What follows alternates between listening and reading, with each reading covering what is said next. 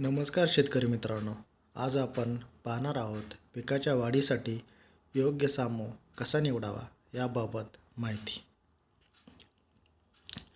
जमिनीचा सामो म्हणजे जमिनीत असलेल्या आम्ल आणि विम्ल किंवा क्षारी गुणांचे प्रमाण दर्शवणारे मोजमाप होय.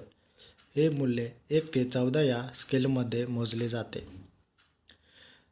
6.5 पेक्षा कमी जर जमिनीचा सामो असेल तर ती जमीन आम्लीय जमीन म्हणून ओळखली जाते.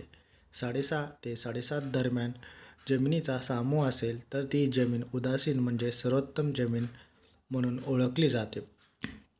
7.5 पेक्षा जास्त म्हणजे विम्लधारी किंवा क्षारधारी जमीन म्हणून ओळखली जाते. शेतीसाठी 6.5 ते 8 सामो असलेली जमीन सर्वात योग्य जमीन मानली जाते. सामोचा पिकाच्या अन्नद्रव्यावर कसा परिणाम होतो हे आपण पाहूयात.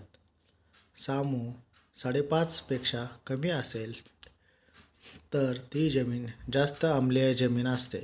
या परिस्थितीत कॅल्शियम, स्फुरद, गंधक, नत्र आणि मॉलिब्डेनम ही अन्नद्रव्ये कमी मिळतात.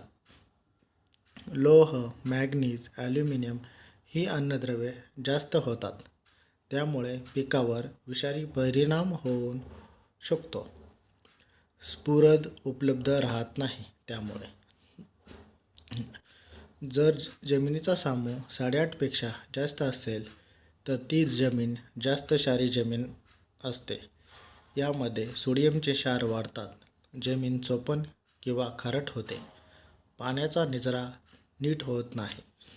लोह, जस्त, तांबे, मॅंगनीज ही अन्नद्रव्ये कमी उपलब्ध होतात. अशा जमिनीत पीक वाढ नीट होत नाही.